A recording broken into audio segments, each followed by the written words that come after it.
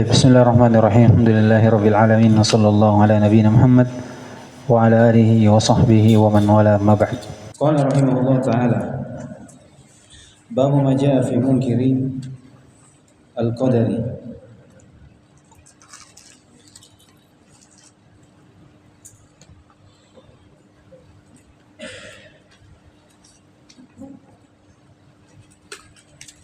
Babu ma jaa fi munkiri al-qadari.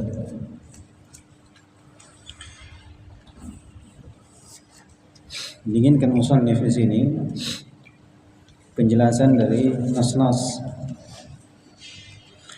yang datang dengan ancaman yang keras terhadap orang-orang yang mengingkari takdir yang telah Allah Subhanahu wa taala tentukan. Kemudian penjelasan juga tentang hukum bagi orang yang mengingkari takdir tersebut.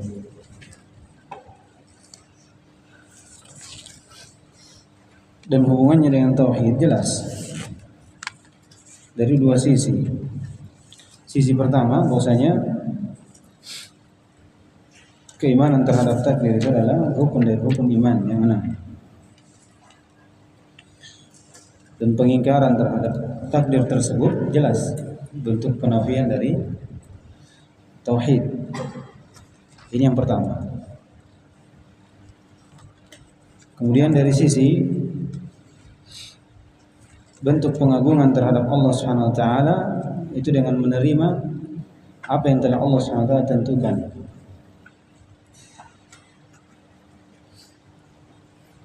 Mengimani dari rububiyah Allah Subhanahu wa taala.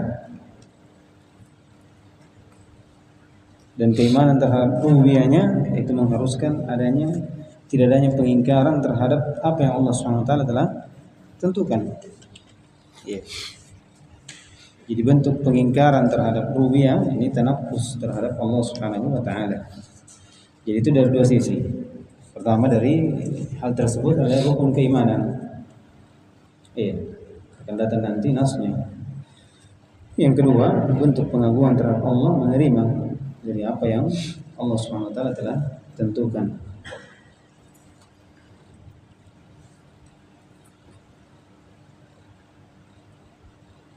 Dan berkaitan dengan takdir itu telah kita jelaskan ya sebelumnya di dua kitab. Dari kitab Aqidah Al-I'tiqad dengan Aqidah Wasithiyah. Dan kita sudah banyak jelaskan dari hal tersebut. Cuma di sini beliau ingin menjelaskan dari hubungannya dengan tauhid tentang keimanan terhadap takdir.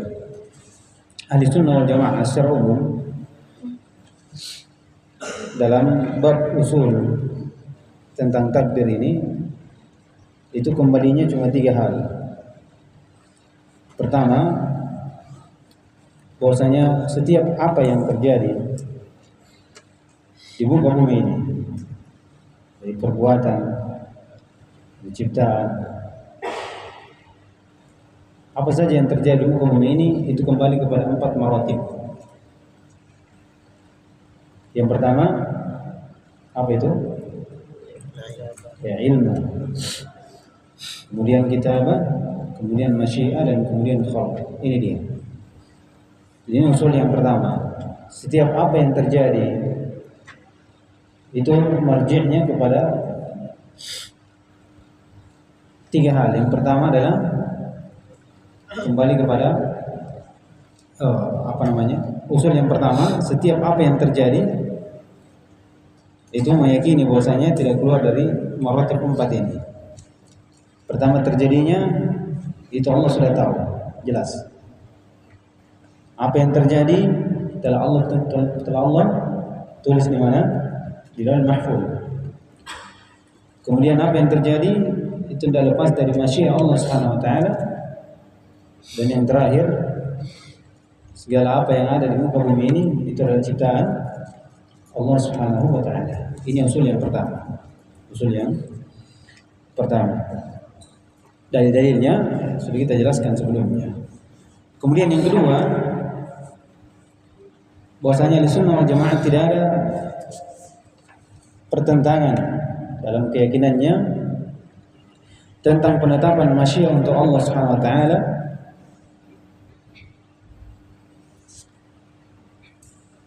terhadap perbuatan hamba dan penciptaan Allah Subhanahu wa taala terhadap perbuatannya dengan penetapan masyiah terhadap makhluk dan perbuatan seorang makhluk. Bisa. Jadi tidak ada ta'arud antara Allah Subhanahu wa taala memiliki masyiah. Iya. Ada masyiah terhadap hamba dan perbuatannya. Dengan kepemilikan seorang hamba juga masyiah dan qudrah untuk berbuat. Tidak ada pertentangan. Jadi kita tetapkan masyiah untuk Allah Subhanahu wa taala terhadap hambanya, dan Allah Subhanahu wa taala menciptakan untuk perbuatannya, yaitu makhluk untuk Allah Subhanahu wa taala, dengan penetapan bahwasanya seorang hamba juga punya masyiah dan dia melakukan perbuatan. Ini usul yang kedua. Ini usul yang kedua. Dan ini banyak rinciannya. Ada 4 perkara sampai 5 perkara. Ya. Jadi usul ini terdapat rinciannya. Di antaranya penetapan masyiah untuk Allah Subhanahu wa taala. Allah memiliki masyiah. Yang kedua, kita tetapkan bahwasanya perbuatan makhluk itu adalah ciptaan Allah Subhanahu wa taala. Kemudian yang kedua, seorang makhluk itu memiliki masyiah dan iradah, qudrah untuk melakukan perbuatan. Untuk melakukan perbuatan. Dan yang keempat, bahwasanya seorang makhluk itu dialah yang melakukan perbuatan secara hakiki. 4 itu. Yang pertama, penetapan masyiah untuk Allah. Masyiah untuk Allah yang ini membawahi masyiah makhluknya. Jadi masyiah makhluk dibawa dari masyiah Allah Subhanahu wa taala. Ini yang pertama. Yang kedua, bahwasanya apa yang dilakukan oleh makhluk itu adalah ciptaan Allah Subhanahu wa taala. Makhluk Allah Subhanahu wa taala.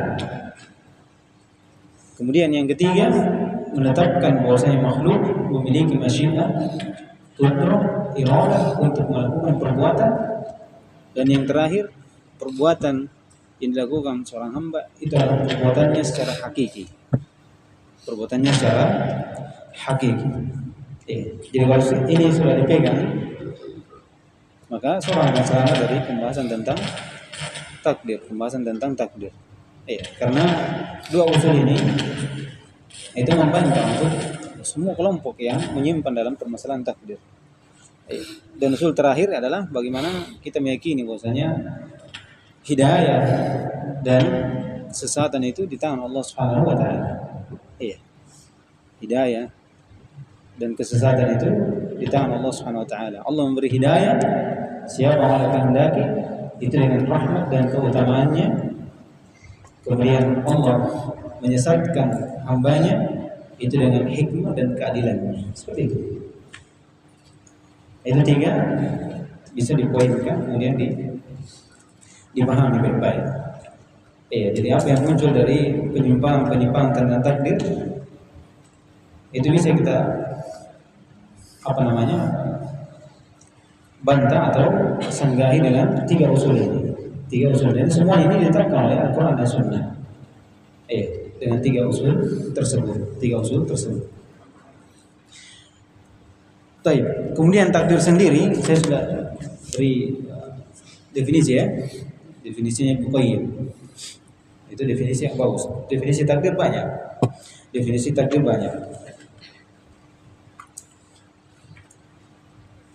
Baik. Kemudian orang yang mengingkari dari takdir sendiri, sebagaimana kita ketahui, itu sebenarnya pada dua sisi. Ada yang dulu terhadap penetapan dan ada yang dulu terhadap penafian.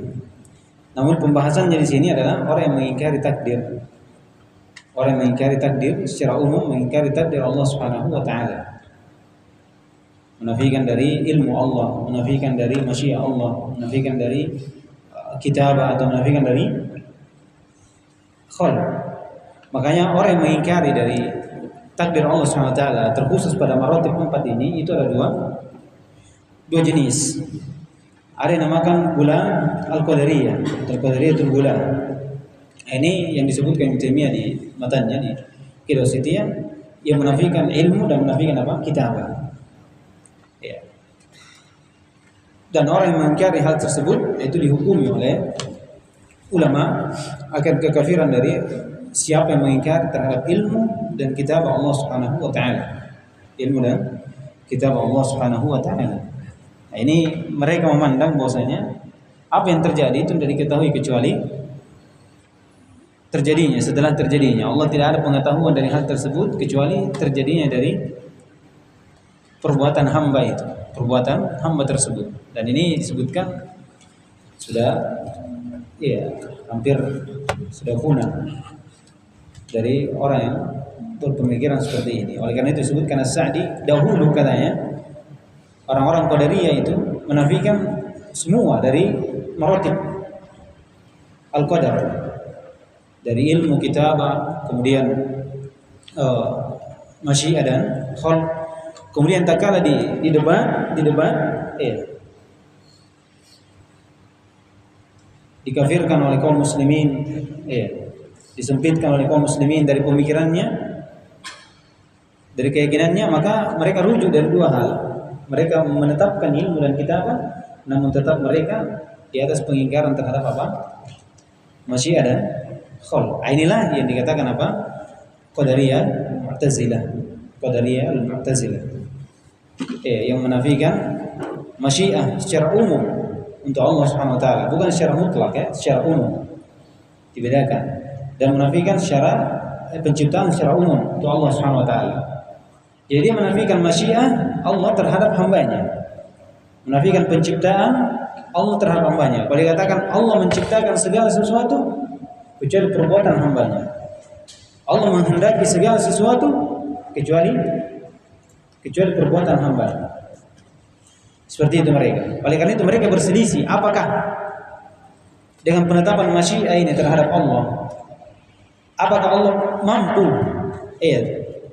berkehendak terhadap perbuatan hamba? Jika hamba beriman, Allah bisa menahan berkehendak. Jika seorang kafir menjadi mukmin, apakah Allah berkehendak dari hal tersebut? Misalnya seorang mukmin ingin kafir atau seorang kafir ingin mukmin, apakah Allah bisa menahan?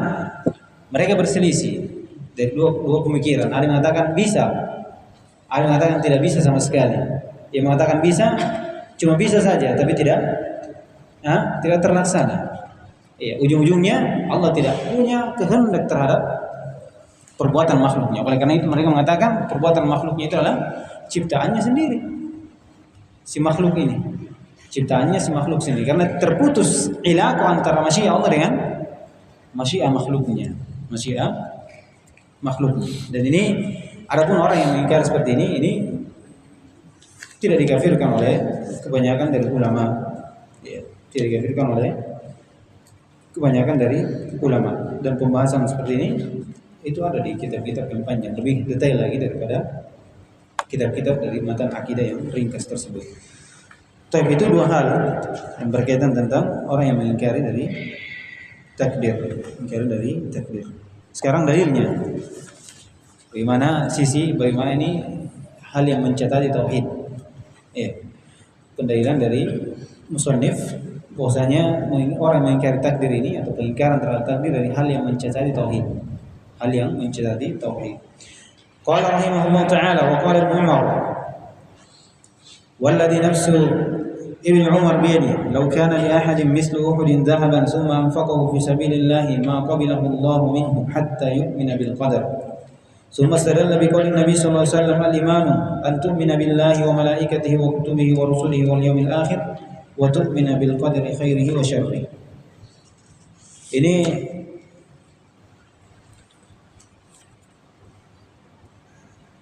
asar disebutkan memiliki kisah ya di awalnya. Tatkala seorang tabi'in itu mendengarkan ucapan orang yang berkeyakinan bahwasanya al-amru unuf. Al-amru unuf disebutkan oleh Yahya bin Ya'mar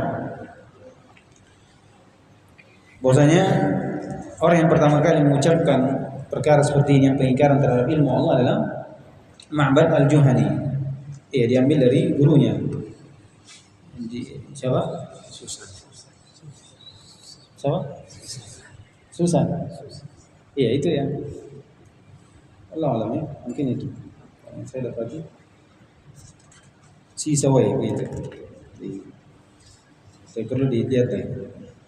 Susan ya. Diambil dari Susan.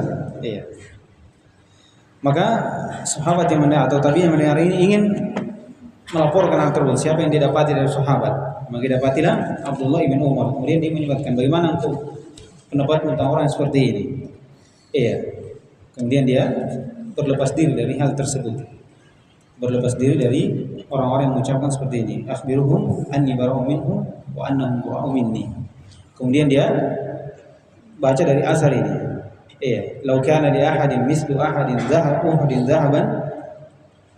Jika seorang memiliki satu gunung emas, gunung Uhud emas, kemudian dia sedekahkan di jalan Allah SWT semuanya, maka Allah tidak akan menerima dari apa yang disedekahkan hatta yu'mina bil qadar. Jadi diikatkan dengan keimanan terhadap takdir. Keimanan terhadap takdir ini semana dengan ayat wa ma mana'ahum an tuqbala minhum nafaqatuhum illa annahum kafaru billah. Tidak ada yang menghalangi dari diterimanya dari sedekah-sedekahnya mereka ini kecuali karena mereka ini telah kufur terhadap Allah Subhanahu wa taala. Dan antara kekufurannya adalah kufur terhadap kufur Allah Subhanahu wa taala. Karena di antara kekufuran terhadap Allah adalah kufur terhadap kufur Allah Subhanahu wa taala. Kufur Allah Subhanahu wa taala. Jadi ini hadis menunjukkan sampai beristidlal ya bahwasanya orang-orang yang tidak terima dari sedekahnya, dari ibadahnya itu orang-orang apa? Orang-orang kafir. Selama dia tidak beriman kepada takdir, maka sedekah yang dilakukan itu tidak akan diterima oleh Allah SWT. Dan orang-orang yang diterima sedekahnya tidak terpenuhi dari syarat diterimanya sedekah, itu adalah orang-orang apa? Orang kafir. Orang-orang kafir. Artinya tidak ada balasan untuknya di akhirat. Adapun di dunia, maka Allah berbuat ihsan padanya secara jumlah, secara jumlah. Tapi bentuk pada hakikatnya adalah istidraj dari Allah Subhanahu wa taala terhadap mereka. Kemudian berdalilkan dengan ayat al-iman, dikatakan iman itu adalah antu'mina billahi wa malaikatihi wa kutubihi wa rusulihi wal yawmil akhir wa tu'mina bil qadari khairihi wa syarrihi. Dan keimanan itu adalah beriman kepada Allah, beriman kepada malaikatnya, beriman kepada kitab-kitabnya, rasul-rasulnya, dan beriman kepada akhir. Kemudian difrotkan dari fi'il tersendiri. Bagaimana pentingnya dari pembahasan tentang takdir, karena banyaknya orang yang jatuh dalam takdir dalam keadaan dia tidak tahu. Dari pemahaman ini pembahasan dari sebelumnya tentang apa? Husnul dzan atau suudzon kepada Allah SWT. Ditafsirkan oleh Muqayyim di antara tafsirnya apa? Suudzon kepada Allah SWT apa? Ingkar qadar. Ingkar qadar. Perhatikan. Hanya sekedar disebutkan berburuk sangka kepada Allah, dimanakan tentang apa? Pengingkaran terhadap takdir. Dan ancaman orang yang mengingkari takdir ini disebutkan ayatnya luar biasa. Disebutkan kekafiran, disebutkan pondasi keimanan, rukun iman. Yang dimana kalau dikatakan rukun, kalau tidak ada itu tidak akan sempurna, tidak ada dari keimanan itu, tidak ada dari keimanan itu. Oleh karena itu dikatakan tu'minu bil qadari khairihi wa syarrihi. Secara umum kebaikan dan kejelekan kita imani semua dari takdir Allah Subhanahu wa taala. Semua dari takdir Allah Subhanahu wa taala. Adapun rincian dari hadis tentang nafian wasyarru laisa ilaik ini sudah kita sebutkan, ya. Kemudian kata beliau, "Wa Ubadah bin Samit annahu qala li abihi, ya bunayya, innaka lan tajida ta'mal iman hatta ta'lama anna ma asabaka lam yakun liyukhti'aka wa ma akhta'aka lam yakun liyusibaka." Ini tatkala Ubadah bin Samit itu sudah mendekati kematian, kemudian anaknya minta wasiat untuk beriman terhadap takdir. Kemudian anaknya bertanya, bagaimana saya bisa tahu? Iya, bagaimana kaifiat dari keimanan terhadap takdir itu? Maka disebutkan. Jadi ini penjelasan dari Ubadah bin Samit bentuk kaifiat bagaimana beriman terhadap takdir. Dikasih contoh di sini. Iya, jika engkau tidak akan mendapati manisnya iman, iya, diikutkan dengan manisnya iman. Mungkin hal tersebut adalah hal yang baik, hal yang disyariatkan karena berkaitan dengan ta'amul iman, Di sini pendalilannya, ya, berkaitan dengan ta'amul iman menunjukkan hal tersebut hal yang disyariatkan. Kemudian kata hatta ta'lama, sampai engkau mengetahui bahwasanya apa yang menimpamu itu tidak akan menyelisihi dari hal tersebut. Dan apa yang menyelisihimu yang tidak akan menimpamu itu tidak akan terjadi. Artinya apa yang sudah ditakdirkan terhadapmu tidak akan terjadi. Dan apa yang terhindar darimu tidak akan menimpamu. Itulah keimanan terhadap takdir. Jadi apa yang menimpa kita yakini bahwasanya ini adalah kehendak Allah SWT. Sudah ditentukan sebelum saya diciptakan. Dan apa yang tidak menimpa kita menginginkan sesuatu, kemudian itu tidak tercapai, maka kita yakini bahwasanya ini bukanlah hal yang ditakdirkan oleh Allah SWT untuk kita. Bukan hal yang ditakdirkan oleh Allah SWT untuk kita. Dari kaifiyat bagaimana beriman terhadap takdir. Kemudian sami'tu Rasulullah SAW yaqul, inna awwal ma khalaqallahu al-qalam. Ini dia pendalilannya. Bagaimana seorang meyakini bahwasanya apa yang terjadi terhadap kita, kalau kita ditimpa sesuatu itu tidak akan bisa melenceng. Dan kalau kita menginginkan sesuatu kemudian tidak kita capai, maka itu hal yang sudah ditakdirkan dan tidak akan melenceng dari catatan Allah Subhanahu wa taala. Inna awwal ma khalaqallahu al-qalam fa qala lahu uktub fa qala rabbi wa madha aktub qala uktub maqadir kulli shay'in hatta taqum as-sa'ah. Ya bunayya sami'tu Rasulullah SAW yaqul man mata ala ghairi hadha falaysa minni. Ini barawat Nabi SAW menunjukkan hal tersebut hal yang haram. Jadi siapa yang meninggal selain di atas hal tersebut tidak ada keimanan, penerimaan terhadap takdir Allah SWT yang Allah sudah tentukan sebelum diciptakan langit dan bumi, dia meninggal di atas hal tersebut, maka Nabi SAW berlepas diri menunjukkan dari dosa besar. Kata beliau fi riwayat li Ahmad, inna awwal ma khalaqa Allah ta'ala al-qalam fa qala lahu uktub fajara fi tilka as-sa'ati bima huwa ka'in ila yaumil qiyamah. Iya. Dibahas para ulama tentang ayat ini atau hadis ini, yang dimana zahirnya menunjukkan makhluk pertama adalah al-qalam. Ya, makhluk pertama adalah al-qalam. Namun telah tetap dari hadis Abdullah bin Amr bin As, ya, di dalam riwayatnya bahwasanya tatkala menyebutkan kata Allah maqadir al-khalqi qabla an yakhluqa as-samawati wal arda 50,000 sana wa kana 'arshuhu 'ala al-ma. Iya. Maka diterjih oleh para ulama tentang awal di sini awalnya nisbiyah. Iya. Jadi kolam ini pertama kali diciptakan ketika ada penulisan dari apa yang akan terjadi sampai hari kiamat. Iya. Dan di antara penulisan itu adalah diciptakannya apa? Arsy. Diciptakannya arsy. Jadi makhluk yang pertama kali diciptakan ketika mau ditulis catatan kejadian sampai hari kiamat, 50 tahun sebelum diciptakan langit dan bumi, yang pertama kali diciptakan apa? Al-qalam. Jadi ini tidak menafikan bahwasanya awal kali yang diciptakan dari makhluk Allah adalah arsy. Karena awalnya di sini awalnya nisbiyah. Awalnya nisbiyah. Baik. Wa fi riwayatin Ibnu Wahab qala Rasulullah SAW, "Faman lam yu'min bil qadari khairihi wa syarrihi ahraqahu Allah bin nar."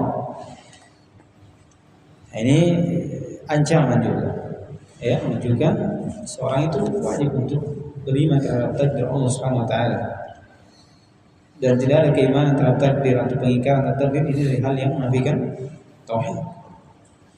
Wa fil musnad wa sunani an Ibnu Dailamah atau Ad-Dailami, namanya Abdullah ibn Fairuz Ad-Dailami Abu Bishr, qala ataitu Ubay bin Ka'ab fa qultu fi nafsi, saya datangi Ubay bin Ka'ab, sahabat, maka saya bertanya pada apa yang ada dalam jiwaku, syai'un min al-qadar, sesuatu yang berkaitan dengan takdir, mungkin ada hal yang tidak diterima, bingung atau apa, maka dia bertanya kepada sahabat, "Haditsni bi syai'in la'alla Allah yudhibuhu min qalbi," maka berikan saya sesuatu yang mungkin saja Allah SWT, semoga Allah menghilangkan apa yang ada dalam hatiku ini terhadap takdir. Faqala, maka berkata Ubay bin Ka'ab, "Law anfaqta misla Uhudin dhahaban ma qabilahu Allah minka hatta tu'mina bil qadar." Ini yang pertama, ini sudah lewat. Ya, bahwasanya keimanan terhadap takdir itu menjadi syarat diterimanya amalan. Iya. Syarat dari keimanan dan keislamannya orang. Ini tegas. Wa ta'lamu anna ma asabaka lam yakun liyukhti'aka wa ma akhta'aka lam yakun liyusibaka. Ini kaifiyat bagaimana beriman terhadap takdir. Ya, segala sesuatu sudah ditentukan. Apa yang menjadi milikmu tidak akan bergeser, dan apa yang bukan milikmu kamu tidak akan memilikinya. Seperti itu. Walau mitta ala ghairi hada, dia ancaman lagi. Kalau kau meninggal di atas, bukan di atas hal seperti ini, tidak ada keimanan terhadap takdir, lakunta min ahli nar, kau menjadi penghuni neraka. Ini ancaman, menunjukkan hal tersebut adalah hal yang wajib, meninggalkan adalah hal yang haram, menafikan tauhid. Faqala fataitu Abdullah bin Mas'ud, maka saya datangi juga Abdullah bin Mas'ud wa Hudzaifah ibn Yaman wa Zaid bin Sabit, para sahabat semua datangi. Fa kulluhum haddatsani bimithli dzalika 'an Nabi sallallahu alaihi wasallam. Semuanya menceritakan saya semisal dengan apa yang diceritakan oleh Ubay bin Ka'ab dari Nabi sallallahu alaihi wasallam, menunjukkan satu ilmu dari Nabi sallallahu alaihi wasallam. Ini bolehnya disebutkan sebagian ulama bertanya kepada banyak orang bentuk tasabbut. Bentuk tasabbut bukan untuk cari apa? Cari rukhsah. Bukan untuk cari rukhsah, tapi bentuk tasabbut boleh, tapi cari rukhsah jangan. Antum lihat ini bagus dengan fatwa ini dengan ringan. Antum koid dia, pokoknya setiap ada masalah tanya dia, antum tidak mau orang lain dengan orang lain. Ya, itu salah namanya dalam mencari ilmu. Baik. Sekarang kita baca masailnya. Adapun syahidnya sudah jelas ya, berlalu dari apa yang disebutkan sebelumnya. Mana mic-nya? Baca sudah.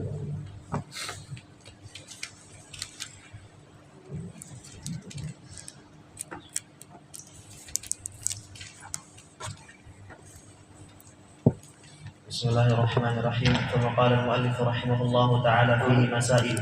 الأولى بيان فضل الإيمان بالقدر. Iya, penjelasan tentang apa itu? Fadl. Iya. Penjelasan tentang wajibnya beriman terhadap takdir ya.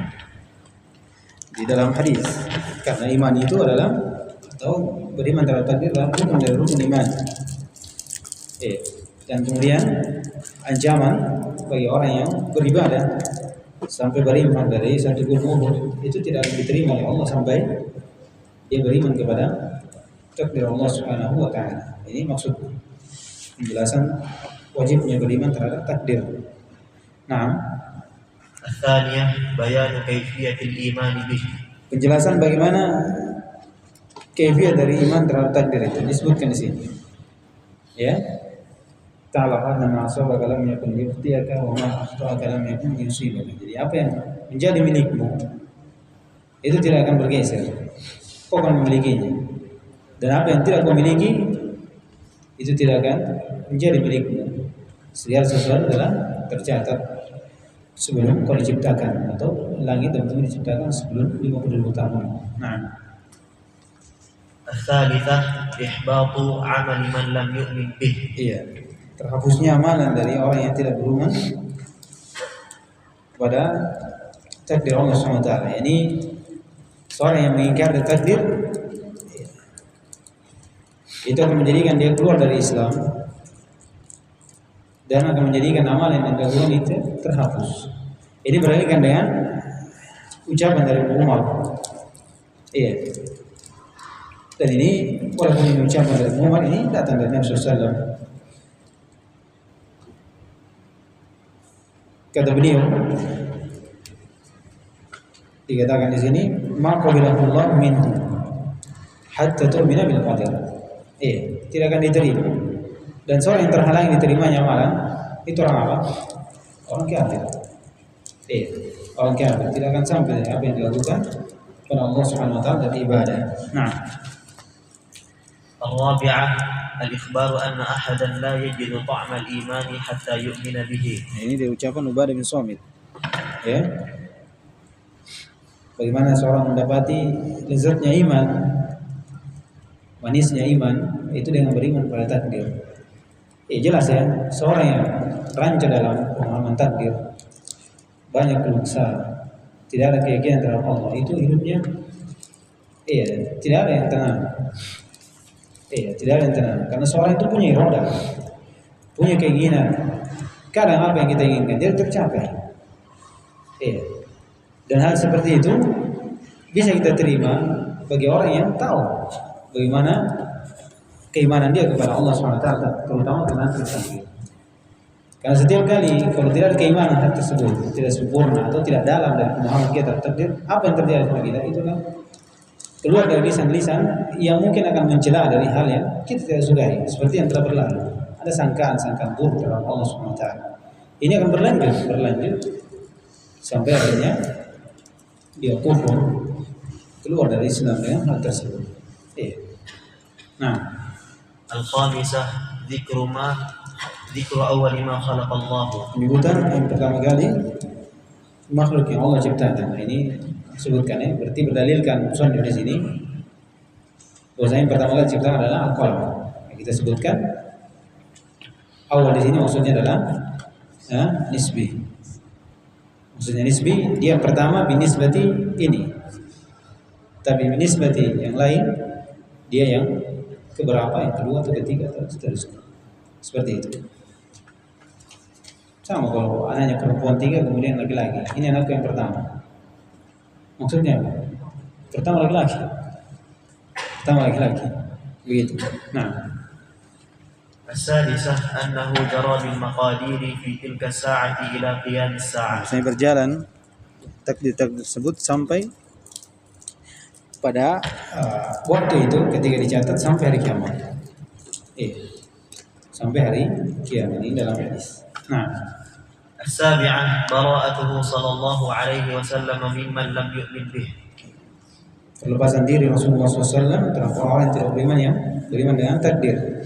Kata Nabi SAW, "Man mata ala ghairi hadza falaysa minni."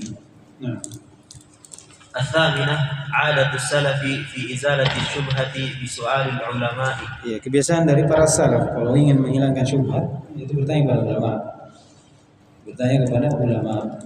Di sini Ad-Dailami bertanya kepada Ubay bin Ka'ab. Dan setelah itu bertanya lagi kepada para sahabat yang lain untuk tasabbut.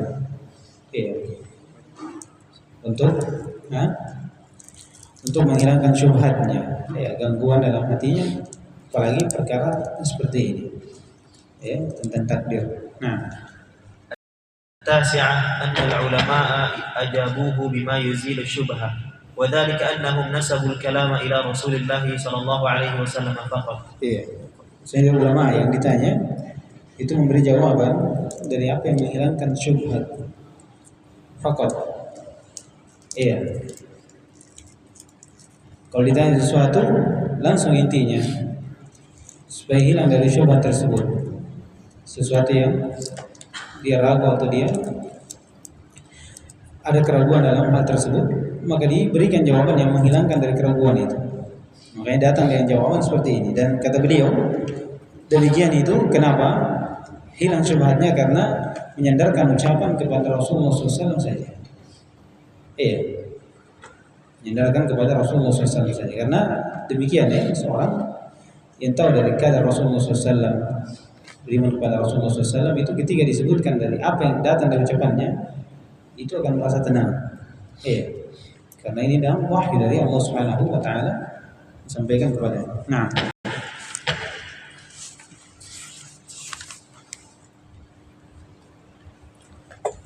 qala rahimahullah taala, babu ma jaa fil musawwirin.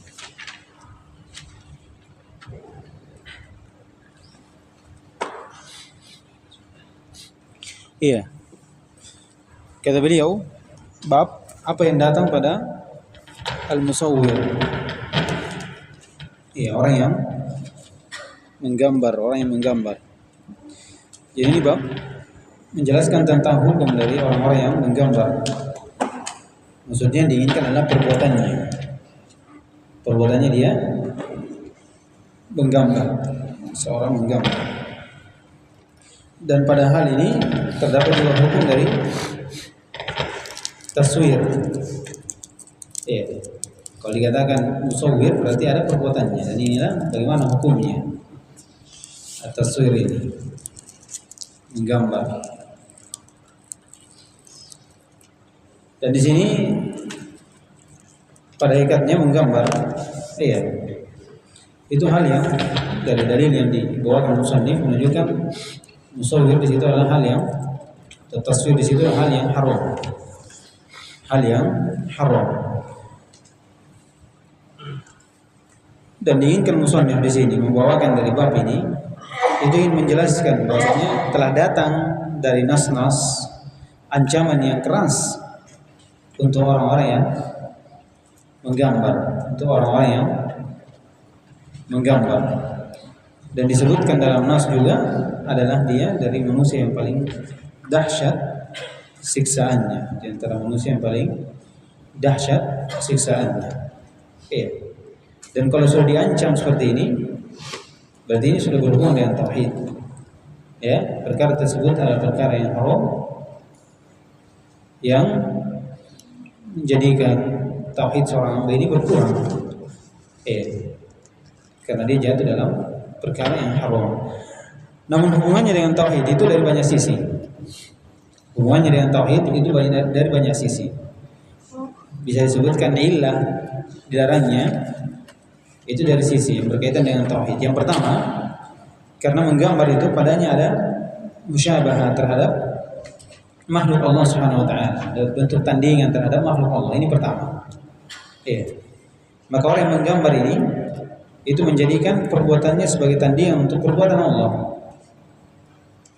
Jadi dia gambar itu bentuk ada musyabahah, kemiripan terhadap makhluk Allah.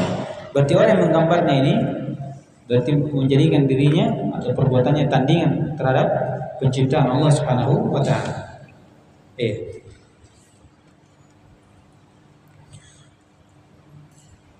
Yang kedua, dari sisi gambar itu bentuk wasilah, perantara atau jalan untuk jatuhnya seorang dalam kesyirikan. Perantara atau jalan jatuhnya seorang dalam kesyirikan. Dan wasilah yang mengantarkan kepada kesyirikan itu apa?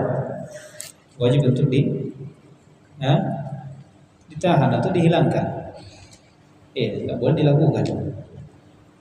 Tidak boleh dilakukan. Kemudian yang ketiga, kita sebutkan tadi, bahwasanya menggambar itu dari dosa besar. Dari dosa besar. Allah mengancam dengan neraka. Allah mengancam dengan neraka.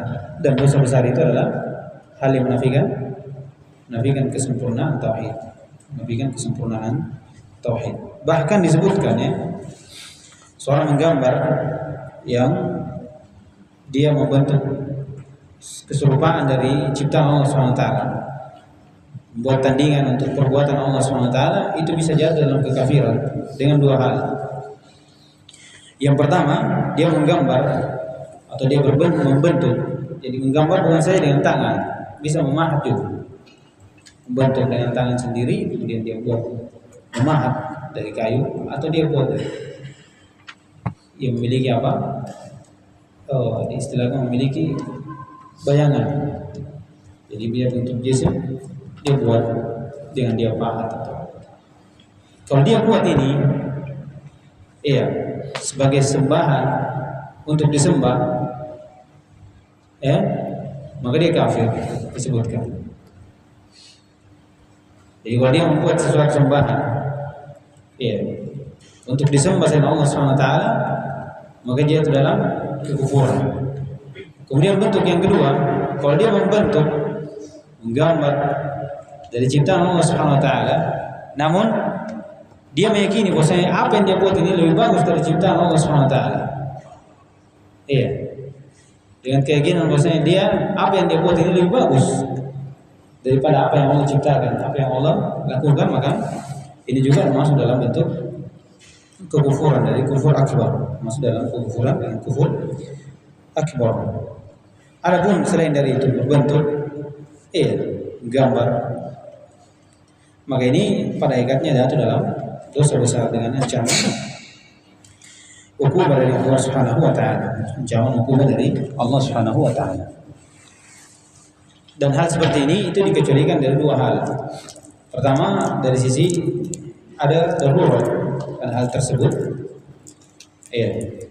darurat dari hal tersebut, maka ini tidak ada masalah, karena darurat itu membolehkan hal yang haram. Kemudian atau dari sisi hajat, ada kebutuhan, kebutuhan yang diperlukan sangat, maka ini juga masuk dalam hal yang dikecualikan dari bentuk taswir, dari bentuk taswir. Dan hal yang diharamkan dengan wasilah itu dibolehkan dengan hajat. Jadi keharaman itu dua, ada haram dengan zatnya. Ini hanya boleh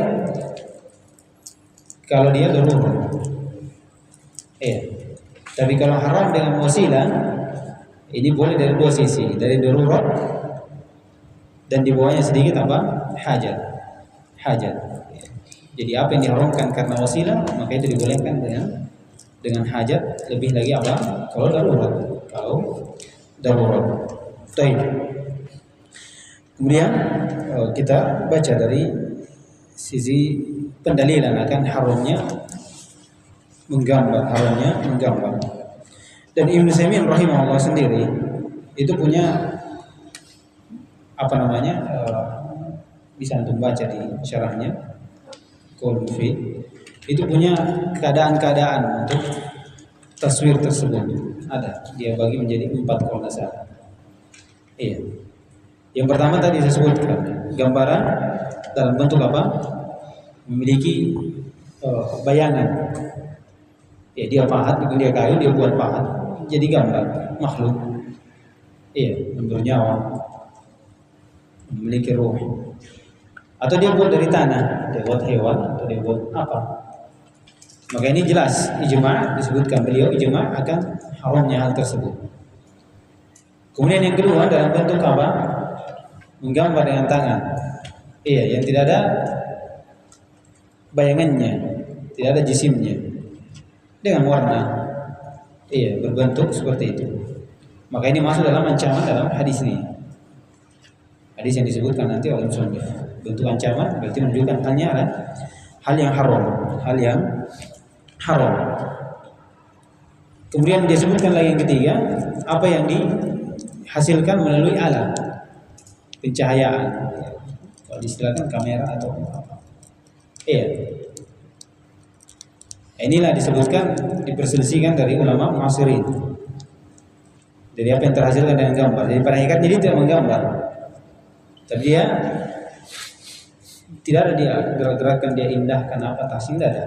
Cuma dia mencet kemudian jadi gambar. Jadi gambar. Maka disebutkan orang yang mengatakan ini adalah gambar, iya dia seakan-akan menggambar. Kalau dia moto atau dia pencet sesuatu kemudian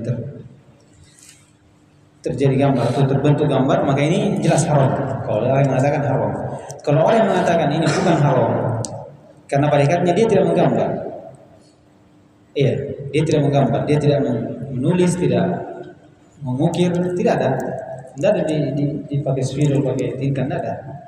Iya, maka ini tidak masuk dalam ancaman. Namun, maka bukan dikatakan orang yang menggambar. Namun, apakah boleh melakukannya? Nah, ini dipertanyakannya oleh Ibnu Utsaimin. Apakah boleh melakukan? Dari sisi perbuatannya, apakah boleh atau tidak? Mereka Ibnu Utsaimin menjawab ada dua hal. Ini kembali ke rinciannya tadi. Kalau sesuatu yang dibutuhkan, pada hal yang mubah, ini boleh. Iya, kita butuh untuk foto ijazah misalnya, atau butuh untuk apa? Foto paspor. Kita datang, kemudian kita difoto. Maka perlakuannya ini kepada kita di foto itu bukan hal yang haram. Karena ada hajat di situ. Tapi kalau bentuk disebutkan misalnya bentuk memoto dalam bentuk apa? Kenang-kenangan. Supaya nanti lama dilihat lagi. Maka ini dari hal yang haram karena seperti tadi hubungannya dengan tauhid bukan karena janji wa'id saja dari Allah, tapi ada bentuk wasilah karena gambar itu wasilah kepada kesyirikan. Pengharumannya di situ. Jadi bentuk perlu disambungkan. Perlu disambungkan. Jadi kalau seorang hal tersebut dianggap itu bukan haram, tapi tidak ada yang mengingkari bahwasanya itu adalah gambar. Apa yang tercipta dari situ adalah gambar, jelas. Cuma perbuatannya apakah dia boleh melakukan hal tersebut? Makanya di Muslimin memberikan rincian dari hal tersebut. Kemudian dia berikan lagi rincian bagi sesuatu yang tidak memiliki ruh. Boleh digambar atau tidak? Dan ini ada dua. Apa yang dibuat oleh manusia seperti mobil, boleh digambar atau tidak? Ini boleh. Atau apa yang tidak dibuat oleh manusia? Dan ini ada dua hal. Ada yang tumbuh, ada yang tidak tumbuh seperti gunung. Apa lagi? Bulan, langit. Ini hal yang tidak berkembang. Boleh gambar atau tidak? Dikatakan boleh. Sekarang yang tumbuh seperti apa? Pohon. Boleh gambar atau tidak? Khilaf. Jumhur ulama sebutkan bahwasanya boleh menggambar. Dan yang menyelisih cuma Mujahid bin Jabr. Abu Hajjaj beralihkan dengan hadis yang disebutkan nanti oleh Musannif rahimahullah ta'ala. Itu rinciannya dari pembahasan tentang taswir. Sekarang kita baca, kemudian kita simpulkan semua. Qala rahimahullah ta'ala, an Abi Hurairah radhiyallahu ta'ala anhu qala Rasulullah sallallahu alaihi wasallam. Qala Allah ta'ala, "Wa man afdalu mimman dhahaba yakhluqu ka khalqi, fayakhluqu falyakhluqu dzarratan aw liyakhluqu habbatan aw liyakhluqu sya'iratan." Lihat. Kata Nabi SAW, Allah SWT berfirman dalam hadis Qudusi, siapakah yang paling zalim dari orang-orang yang menciptakan seperti ciptaanku? Ini penisbatan zul, syiddatul zul menunjukkan hal tersebut adalah perbuatannya adalah hal yang haram. Perbuatannya adalah hal yang haram. Ini dalilnya. Taswir itu adalah gambar itu adalah perbuatan yang haram. Karena disandarkan kepadanya syiddatul zul. Tidak ada yang paling zalim lagi dari perbuatan seperti ini orang-orang yang menciptakan seperti ciptaanku. Membentuk seperti apa yang saya bentuk. Kemudian bentuk perendahan. Lihat penampakan dari ketidakmampuannya. Kata Allah Subhanahu wa taala dalam hadis ini, "Falyakhluqu dzarratan." Coba kalian ciptakan dzarrah, biji, habbatan. Biji yang ditanam. Atau sya'iratan, itu gandum. Di sini ada berdalil siapa? Mujahid bin Jabir bahwasanya tidak boleh apa? Menggambar pohon. Makhluk yang dia tidak memiliki ruh, namun dia berkembang. Karena syair di sini, habba di sini berkembang atau tidak? Berkembang. Antum tanam tumbuh. Antum tanam tumbuh. Sedangkan Allah berikan ketidakmampuannya untuk menciptakan hal tersebut. Coba antum ciptakan ini. Penampakan dari kelemahannya mereka menunjukkan hal tersebut adalah hal yang dicela. Dan hal yang dicela itu menunjukkan hal tersebut adalah haram. Menunjukkan hal tersebut adalah haram. Inilah dalil dari Mujahid. Namun jumhur mengatakan boleh saja gambar dari pohon. Baik. Jadi pendalilannya di situ dari dua sisi. Dua sisi pendalilannya tentang penisbatan syiddatul ghul, kemudian bentuk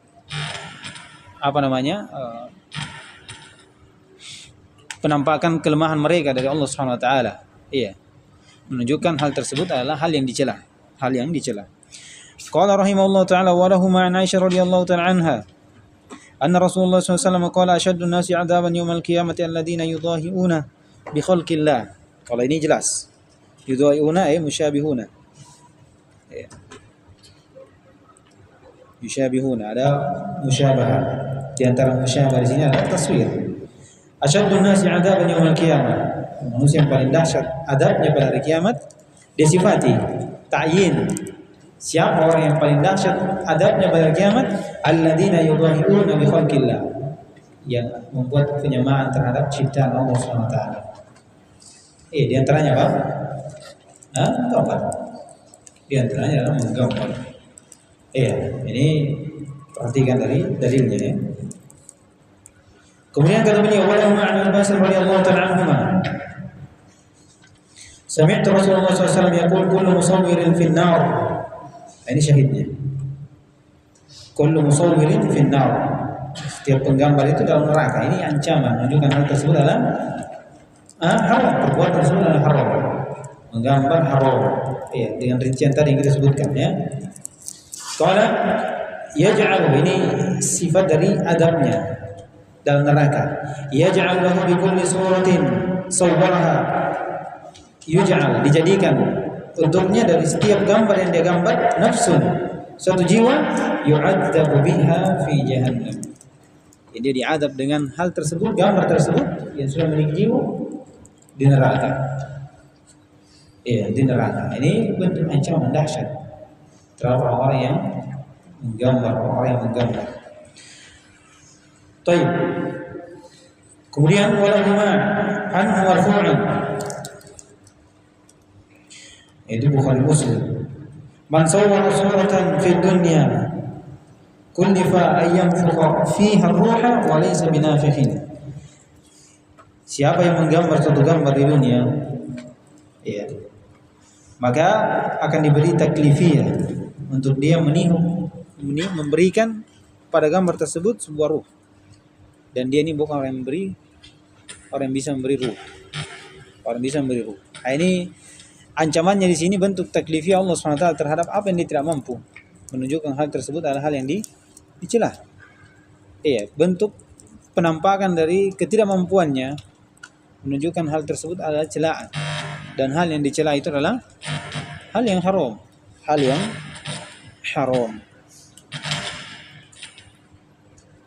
Qala rahimahullahu ta'ala wa li Muslim. Dengar toh? Iya. Sedikit lagi.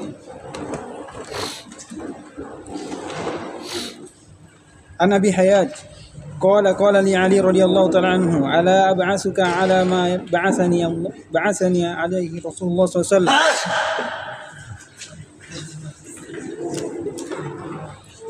Berkata kepadanya Ali radhiyallahu ta'ala anhu, tidakkah aku mengutus engkau terhadap apa yang saya diutus oleh Rasulullah SAW?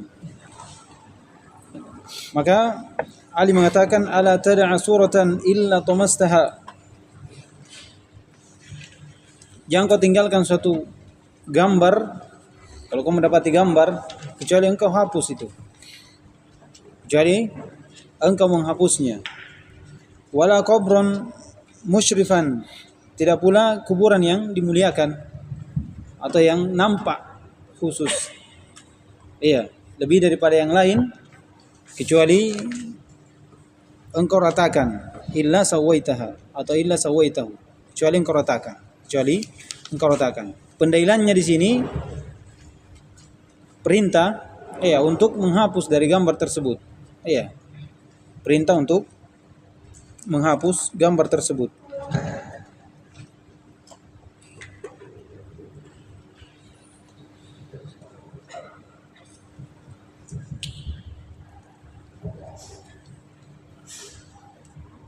Sudah.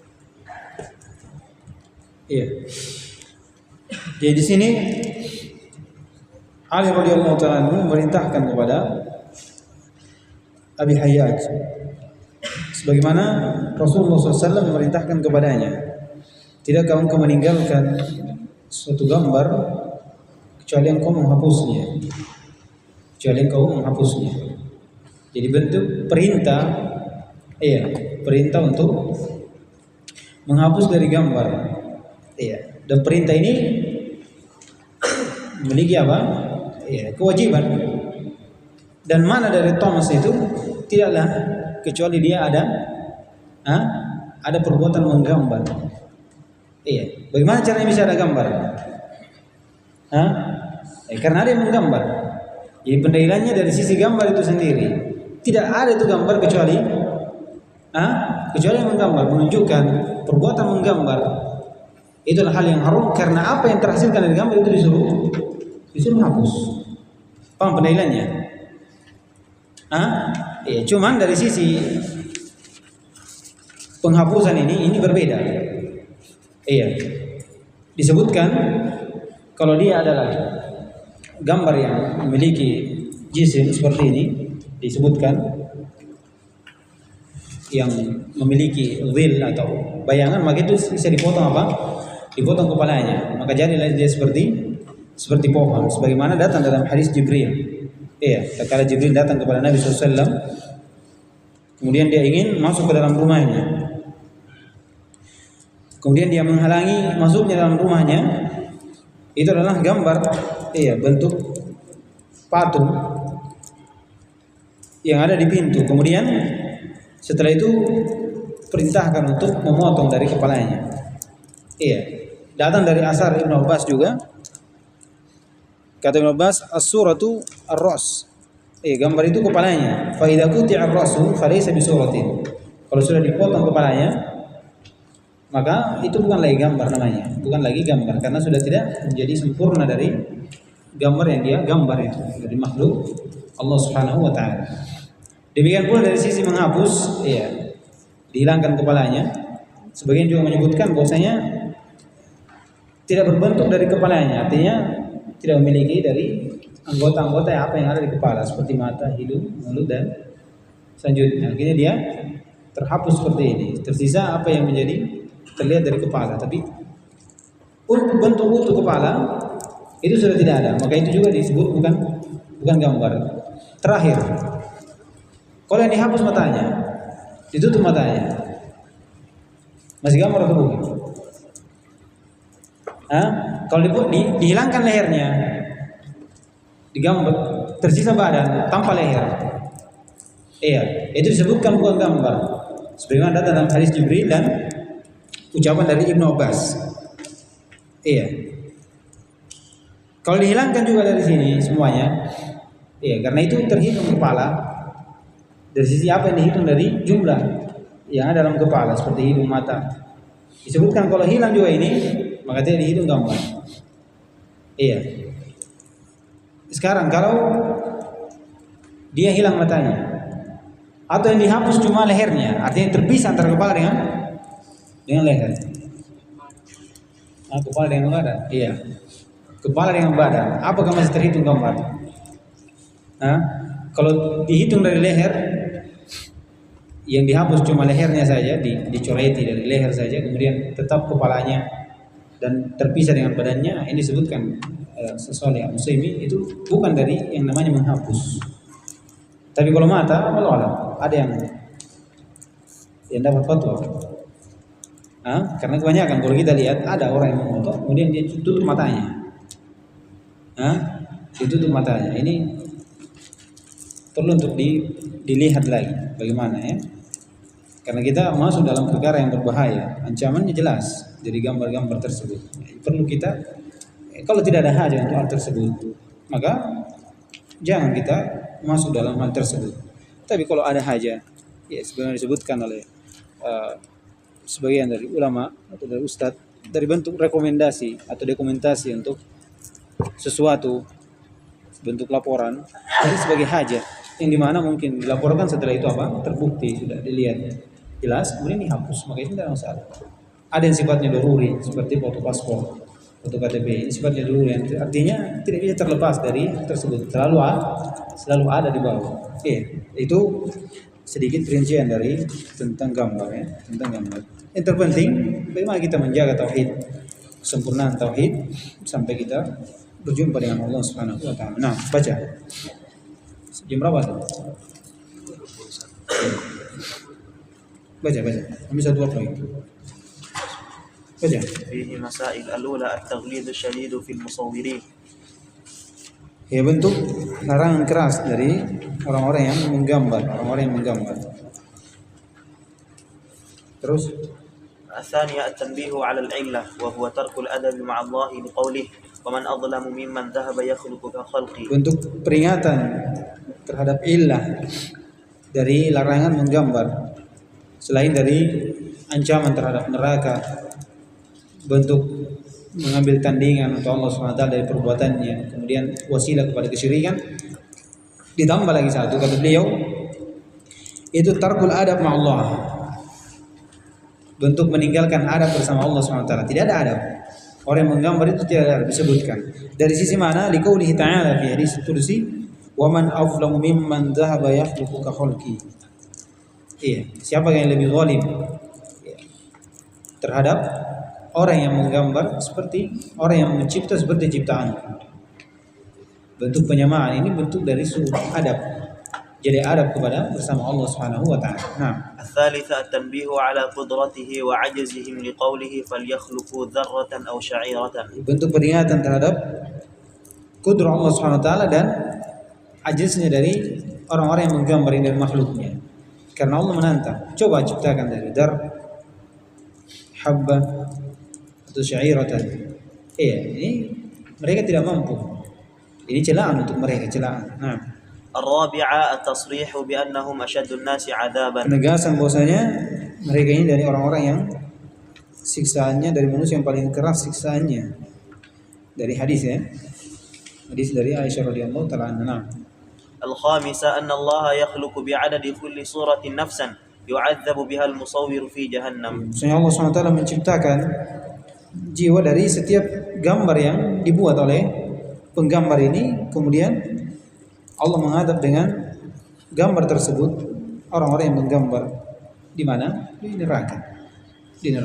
Nah. السادسة أنه يكلف أن ينفخ فيها الروح. Diberikan taklifiyah. Dan dia ini orang yang diberikan taklifiyah untuk meniupkan ruh, dan dia ini bukan orang yang bisa dalam hal tersebut. Taklifiyah di sini menunjukkan kelemahannya.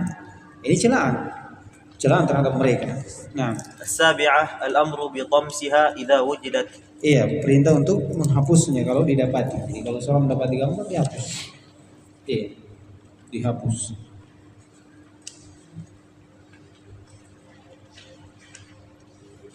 Baik, selesai kita dari bab ini. Baik, subhanallah wa bihamdihi, asyhadu an la ilaha illa anta, astaghfiruka wa atubu ilaik.